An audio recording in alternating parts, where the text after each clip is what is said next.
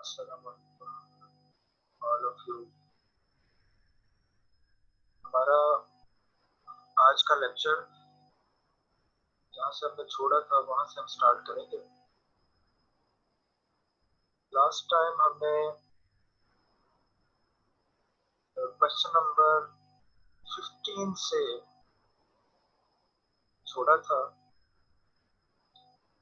और question number 15 ये था कि LLM स्टैंड्स फॉर, और इसका जो आंसर था वो ये था legal magister, legal magister, master of laws. Question number 16 है जो आज का हमारा पहला क्वेश्चन है। Question number 16, LLD stands for, LLD stands for, और इसका आंसर जो है, जो इसका जवाब है वो ये है कि LLD stands for Little Legal Doctor, Little Legal Doctor, Doctor of Laws, क्योंकि मेडिकल जूरिस्प्रूडेंस के अंदर स्पेशलाइजेशन करते हैं। आपका एक सब्जेक्ट जो है वो पार्ट 5 के अंदर मेडिकल जूरिस्प्रूडेंस होगा। क्रिमिनल प्रोसीजर कोड के अंदर मेडिकल जूरिस्प्रूडेंस, और मेडिकल जूरिस्प्रूडेंस के अंदर स्पेशलाइजेशन जो है उसको कहते हैं लीगल डॉक्टर।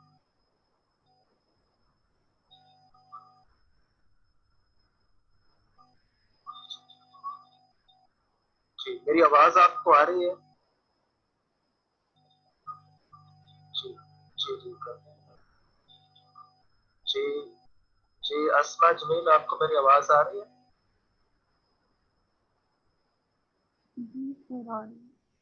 जी, आवाज आ रही है आपको? जी सर, आ रही है आवाज। आवाज ठीक है?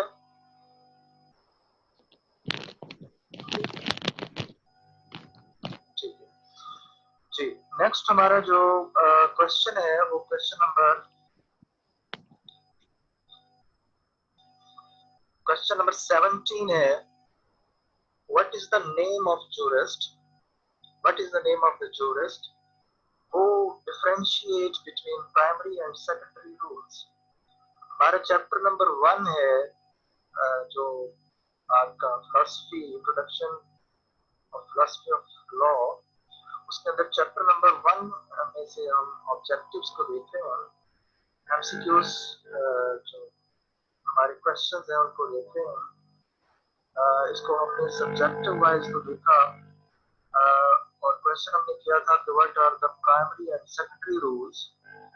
तो आज इसमें से मैंने एक एमसीक्यू टाइप क्वेश्चन जो है वो बनाया है। What is the name of jurist who differentiate between primary and secondary rules. ये वो कौन सा जूरिस्ट है, वो कानून, कौन सा कानूनदान है कि जिसने प्राइमरी और सेकेंडरी रूल के दरमियान जो है वो डिफरेंशिएशन की। तो प्राइमरी रूल क्या होता है और सेकेंडरी रूल क्या होता है, और इसके ऑप्शंस हैं। Option number A William Blackstone, option number B है सामंड, ऑप्शन नंबर सी है प्रोफेसर हार्ट, और ऑप्शन नंबर डी है हुकर, HOOKER, हुकर। तो कौन सा जूरिस्ट है जिसने प्राइमरी और सेकेंडरी रूल्स के अंदर डिफरेंशिएशन की? ब्लैकस्टोन है, ए वो बी सामंड है, वो सी प्रोफेसर हार्ट है, और वो डी हुकर है। और इसका करेक्ट ऑप्शन, जो करेक्ट आंसर है वो है प्रोफेसर हार्ट।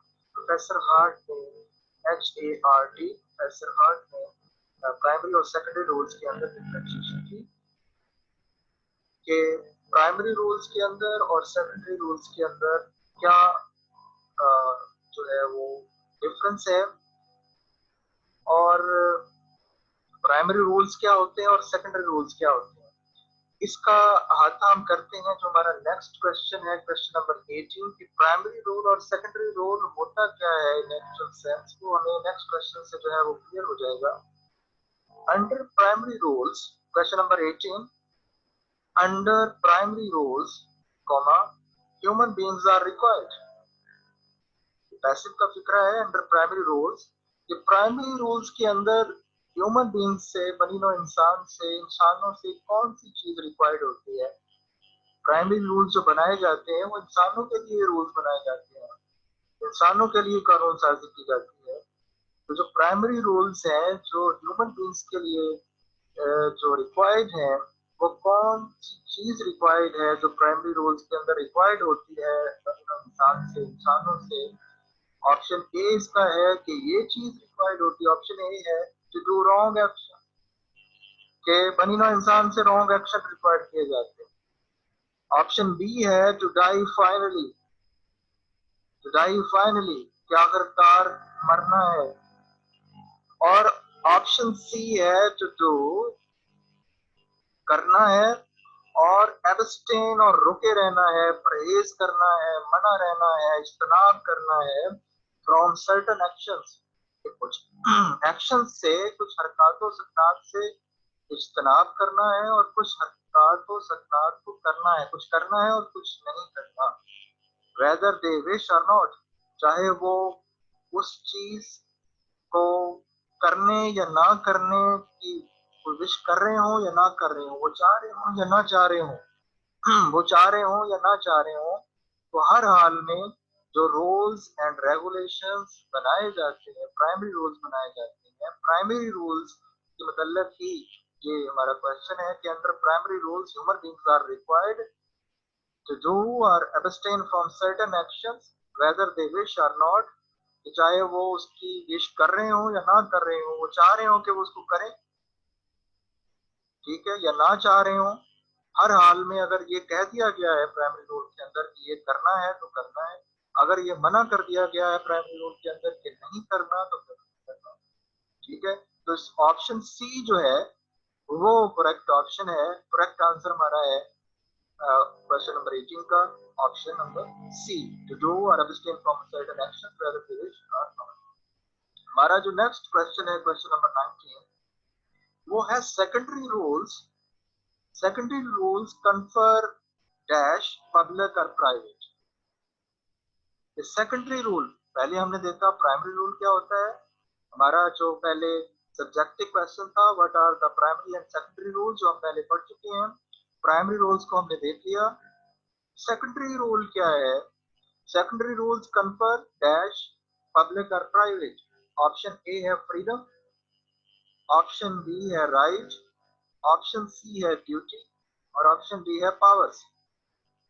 सेकेंडरी रूल्स कंफर, और हमारा जो राइट ऑप्शन है वो ऑप्शन डी है, जिसके अंदर पावर्स मेंशन किया गया है कि सेकेंडरी रूल्स कंफर पावर्स पब्लिक और प्राइवेट। ये सेकेंडरी रूल जो है वो पावर कंफर करता है, पावर कंफर करता है, जो सेकेंडरी रूल्स है वो पावर कंफर करते हैं, इख्तियार देते हैं, चाहे वो पब्लिक इख्तियार हो या प्राइवेट इख्तियार। और अब इसकी एग्जांपल हम देखते हैं कि सेकेंडरी रूल्स पब्लिक की सूरत में किस तरह से जो कंफर किए जाते हैं पब्लिकली, तो वो पब्लिक सेकेंडरी रूल कैसे होगा, यानी सेकेंडरी रूल्स हैं, और सेकेंडरी रूल्स की फर्दर अगर आगे दो काइंड्स हैं, ये भी एक क्वेश्चन पूछा जा सकता है कि how many kinds of secondary rules, how many kinds of secondary rules, there are two kinds of secondary rules, public secondary rules and private. और सेकेंडरी रूल्स होते क्या है? सेकेंडरी रूल्स ऐसे रूल्स हैं, ऐसे असूल ज़वाबित हैं जो कि प्राइवेट इंडिविजुअली किसी शख्स को या पब्लिकली कोई शख्स जो है वो कोई ओहदा जो है वो होल्ड कर रहा है, तो उसको इख्तियारात जो है वो कंफर करता है, अदा करता है। तो ऐसे रूल्स जो पावर जो है, इख्तियारात जो है वो कंफर करता है, करते हैं, देते हैं, उनको सेकेंडरी रूल्स कहते हैं।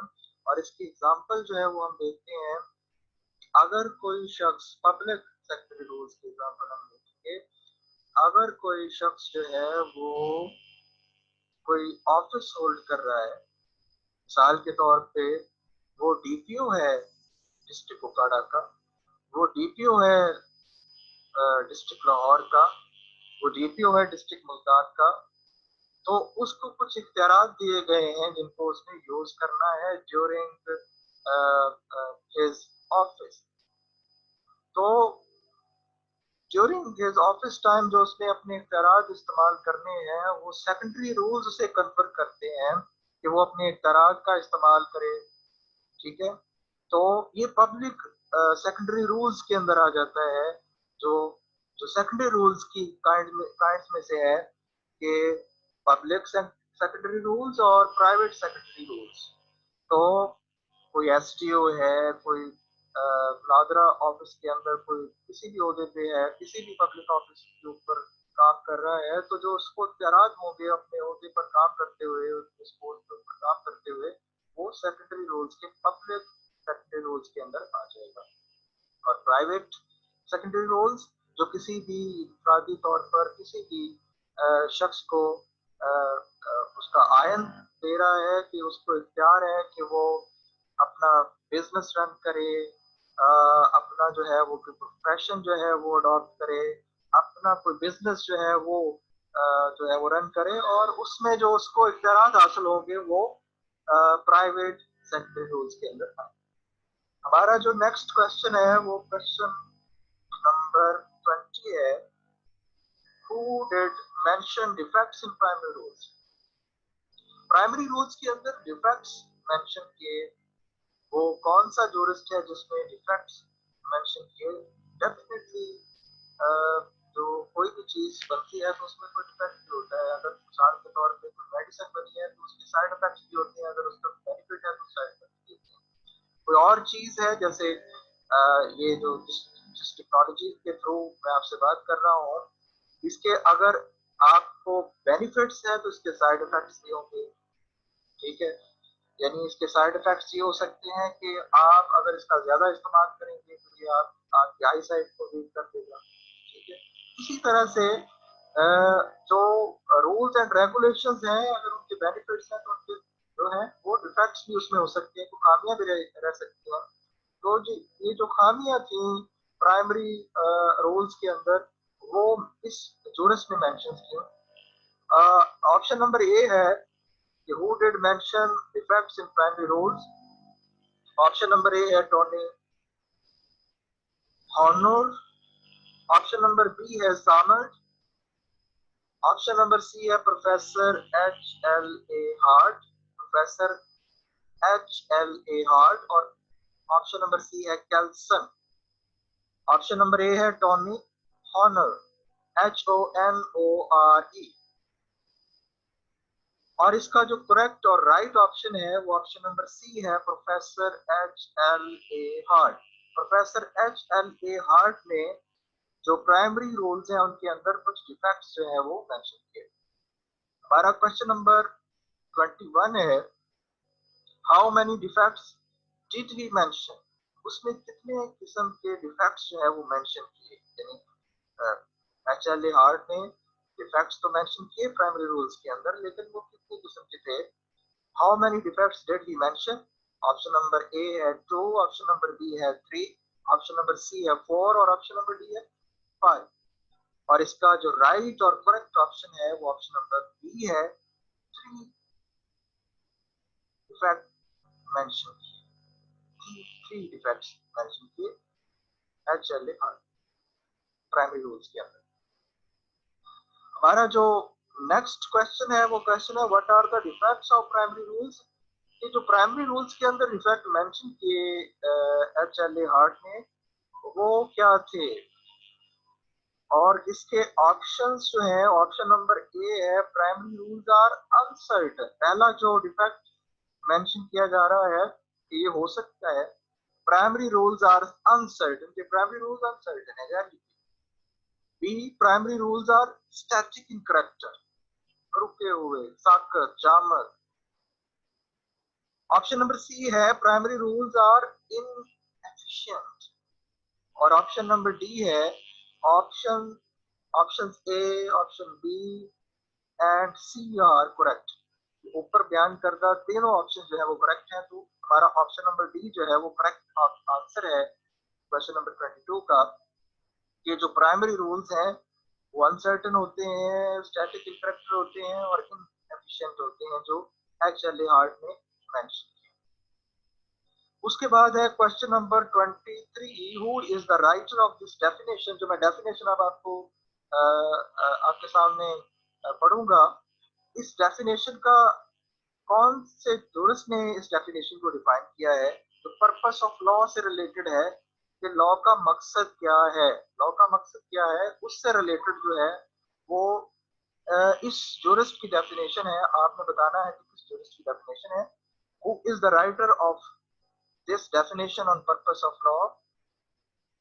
और ये डेफिनेशन है of the substantive branch of the law, लिखा हुआ जो कानून है,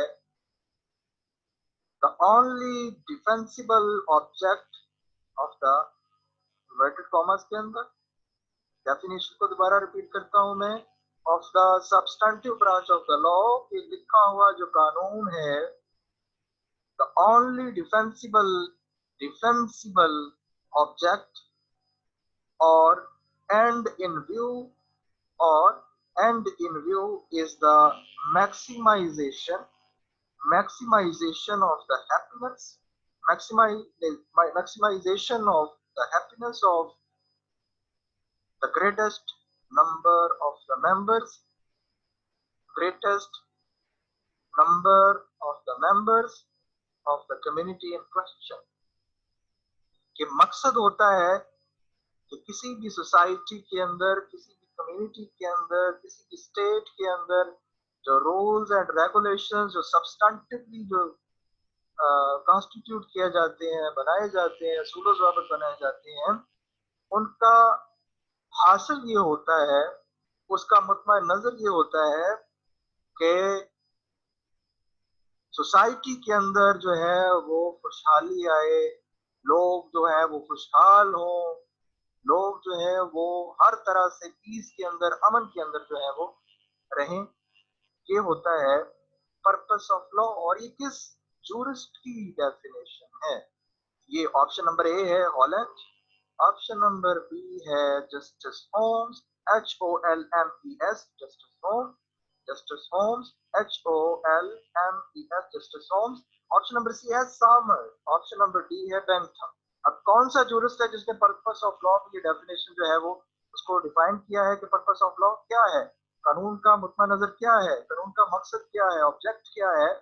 तो इसका जो राइट और करेक्ट ऑप्शन है, आंसर है, वो है option number D, Bentham. Bentham ने डिफाइन किया है कि कानून का मुतमा नजर।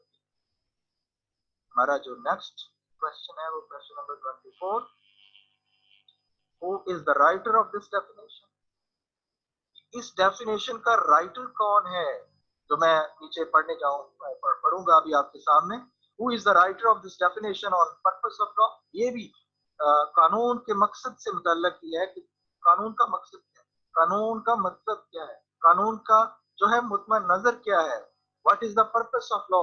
उसके ऊपर जो है वो ये डेफिनेशन जो है वो लिखी है, डिफाइन किया है पर्पस ऑफ लॉ को। पर्पस, लॉ का पर्पस क्या है, लॉ का मकसद क्या है। और ये डेफिनेशन है इन्वर्टेड कॉमर्स के अंदर, the object of law is not the punishment of since.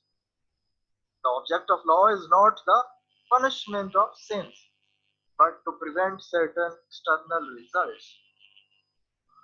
The object of law is not the punishment of sin, कि गुनाहों की सजा ही नहीं है सिर्फ और सिर्फ, but to prevent certain external results, कि इसका मकसद प्रिवेंट करना है, रोकना है certain external results जो कि निकलते हैं। अगर कोई फौजदारी मामला है, अगर कोई शख्स, कोई ए शख्स जो है वो किसी बी शख्स को जाके पिस्टल लेके जाता है और उसको फायर करके मार देता है, तो उसने गुनाह तो किया, उसने गलती तो की, उसने खता तो की, उसने जुर्म तो किया, उसने ऑफेंस तो कमिट किया, जो कि प्राइमरी रूल के अंदर ये था कि उसने नॉट टू डू समथिंग, कि ऐसा नहीं करना था, उसने अब्सटेन करना था उससे, उसने इस्लाम करना था उससे, उसने रुके रहना था उससे, कि उसने किसी को मारना नहीं है।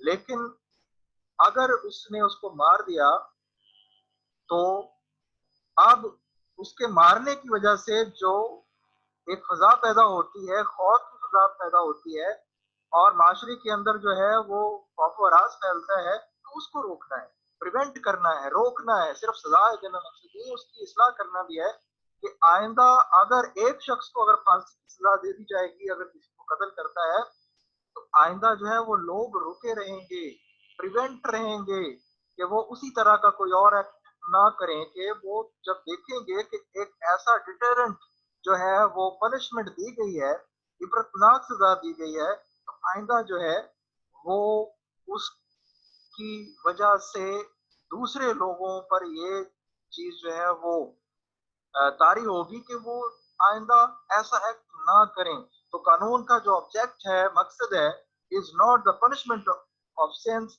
But to prevent certain external results. External जो बैरूनी जो नताइज हैं उनको भी हासिल करना होता है, कि एक कानून बना दिया है और उसका मकसद ये है कि आइंदा ऐसा जो है वो कोई जो है वो एक्ट ना हो। अब ये किस जो है वो जूरिस्ट की डेफिनेशन है? ऑप्शन ए है स्वेग्नी, ऑप्शन ए है Savigny, SAVIGNY, Savigny. Option B है डाइसी, ऑप्शन सी है बेंथम, ऑप्शन डी है justice Holmes, HOLMES, justice Holmes. तो इसका जो राइट ऑप्शन है वो है justice Holmes. Justice Holmes, justice Holmes ने इस डेफिनेशन को डिफाइन किया। What is the purpose of law? Next question है question number 25। Civil law is a dash, civil law is a dash law. Option A है negative law, option B है positive law. ये civil law जो है वो या तो negative, option हमारे जो ए है वो नेगेटिव लॉ, ऑप्शन बी है पॉजिटिव लॉ। तो जो इसका करेक्ट ऑप्शन है, आप जानते होंगे, करेक्ट ऑप्शन है पॉजिटिव लॉ। और पॉजिटिव लॉ क्या होता है? What is positive law? ये भी क्वेश्चन पूछा जा सकता है कि what is positive law? Positive law is a kind of law, कि पॉजिटिव लॉ जो है वो मैन मेड लॉ है। ये ऐसा कानून जो कि किसी इंसान ने बनाया। एक नेचुरल लॉ होता है, डिवाइन लॉ, जो कि इलाही का कानून है, और दूसरा जो है वो पॉजिटिव लॉ जो है मैन मेड लॉ है, जो कि इंसानों का बनाया हुआ कानून है। उसे सिविल लॉ जो है वो है पॉजिटिव लॉ, पॉजिटिव इनकी इंसानों का बनाया हुआ कानून। नेक्स्ट जो हमारा क्वेश्चन है वो है question number 26। According to Salmond, how many kinds of special law are?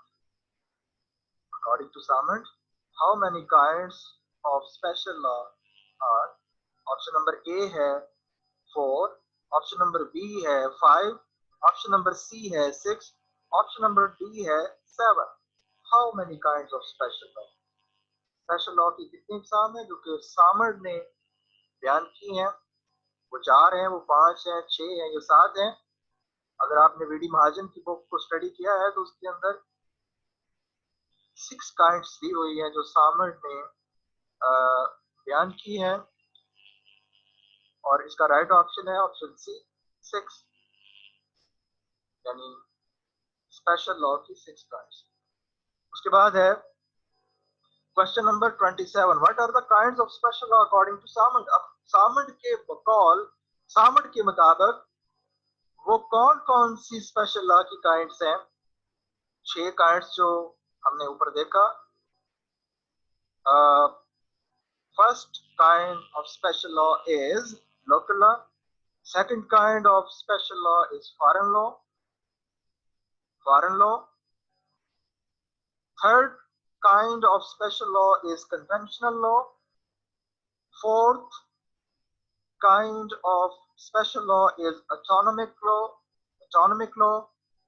Fifth kind of special law, according to Salmond, martial law.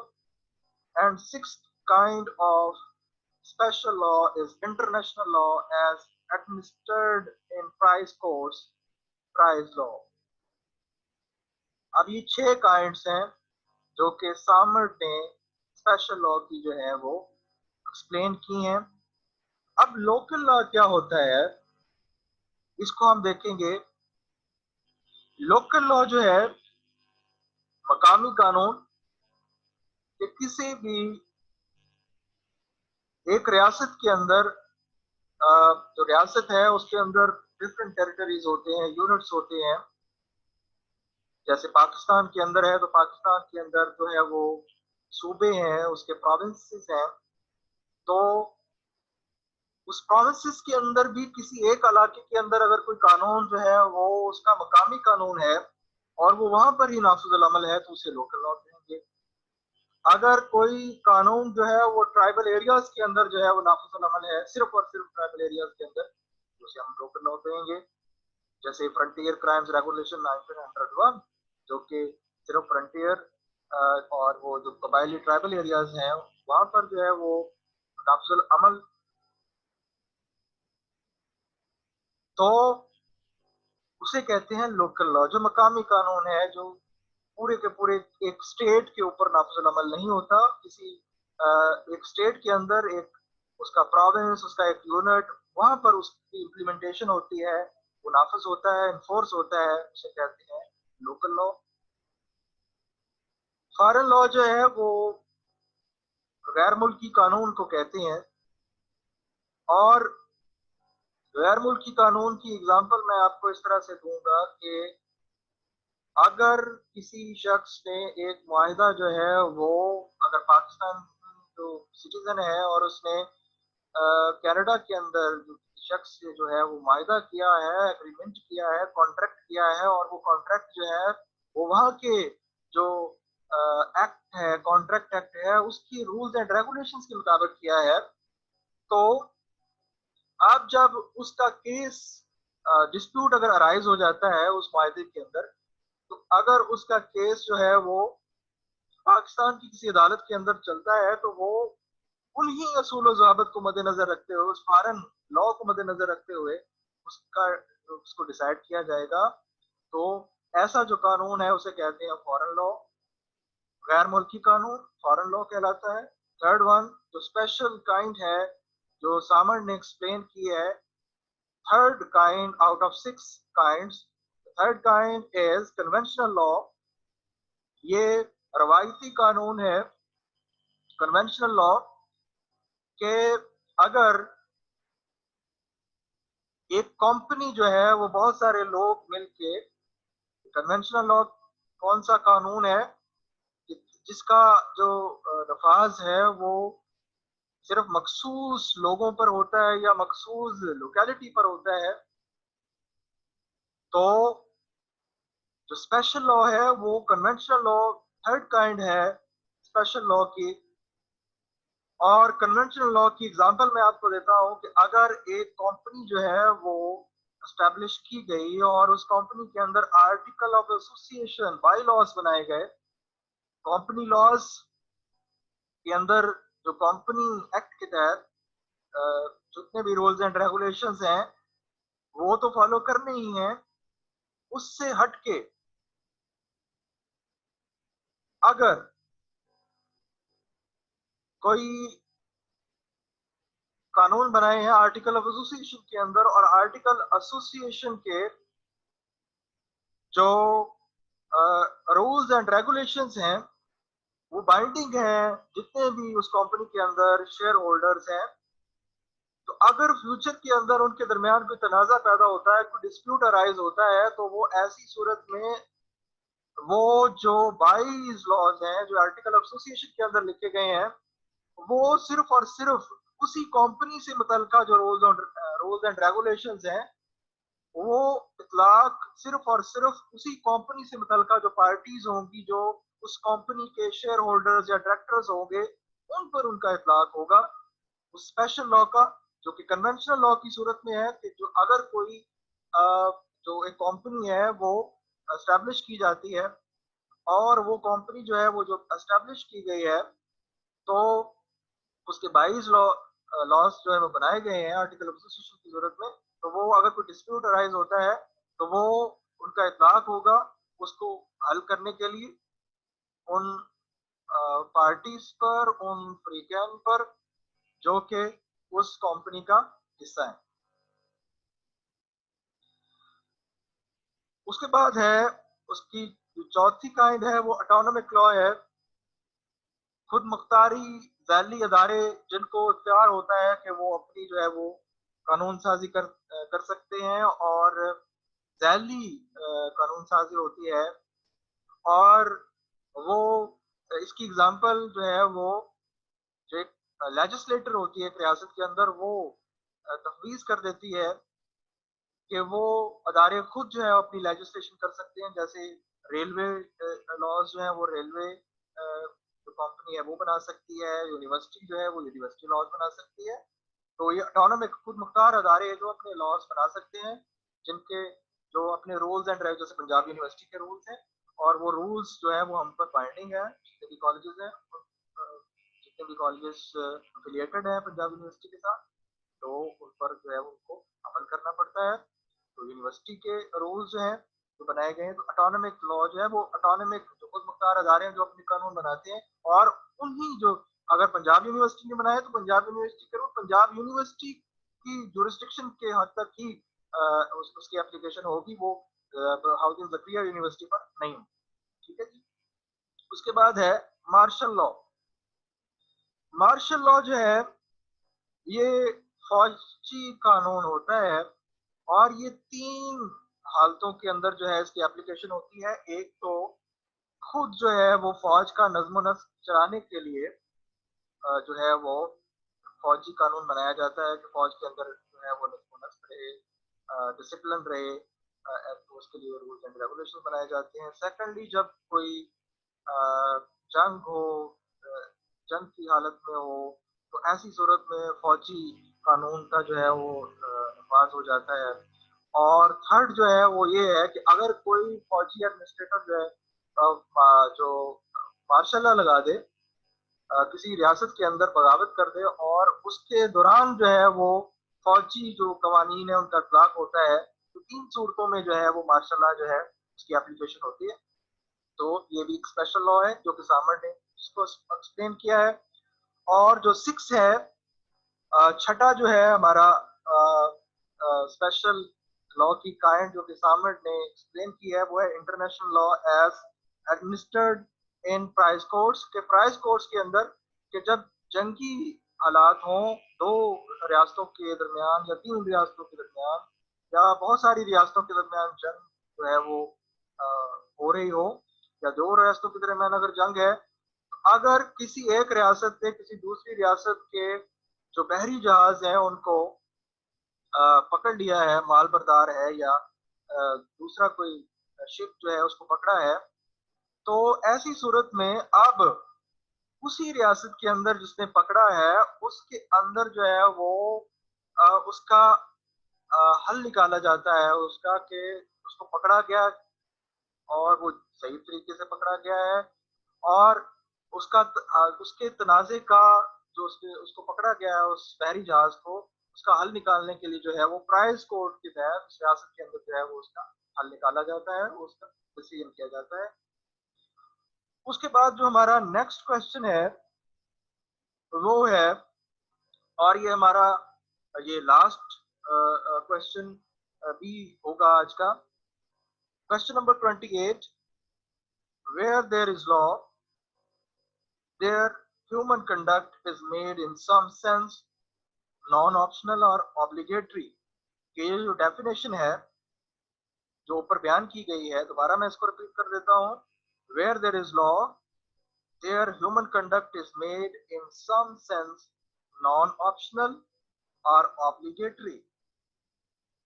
The definition relating to concept of law, ये concept of law से related जो है वो definition है. तो where there is law, there human conduct is made in some sense non-optional or obligatory. The definition relating to concept of law that have mentioned above, who is the writer of this definition? Option A है Salmond, option B है Dicey, option C है H.L.A. Hart और option D है Bentham. Who is the writer of this definition? और इसका जो right option है वो ऑप्शन नंबर है सी, H.L.A. हार्ट. H.L.A. हार्ट ने कंसेप्ट ऑफ लॉ से मुतल्लिका जो है वो उस डेफिनेशन को एक्सप्लेन किया है कि where there is a law, कि जहाँ पर कानून होगा, there human conduct is made in some sense, के नॉन ऑप्शनल, कि उसके पास वो नॉन ऑप्शनल है, ऑप्शन कोई नहीं है उसके पास, कि हर हालत में उस कानून को उसने, या अगर कोई ये कहा गया है कि करना है तो करना है, अगर रोका गया है कि नहीं करना तो नहीं करना, यानी ऑब्लिगेटरी है, लाजमी है कि हर हाल में उसको ओबे करना है. ये है लॉ का कंसेप्ट. तो ये हमारा जो है वो आज का लेक्चर है, जिसके अंदर हमने जो डिफरेंट क्वेश्चन से उनको देखा है. तो उम्मीद है कि आपने इसको, आज का जो हमारा लेक्चर था उसको जो है वो समझा होगा. नेक्स्ट लेक्चर के अंदर इंशाल्लाह हमारा जो नेक्स्ट चैप्टर है, चैप्टर नंबर 2, ये हमारा चैप्टर नंबर 1 जो है वो कंप्लीट हो गया है. उसमें से हमने डिफरेंट जो एमसीक्यूज थे वो देखे हैं. तो चैप्टर नंबर 2 जो है वो, उसको हम इंशाल्लाह उसका अहाता करेंगे. और अल्लाह ताला आपको खुश रखे, आप जहां भी हैं खुश रहें, और अपना ख्याल रखें और अपने घर वालों का ख्याल रखें.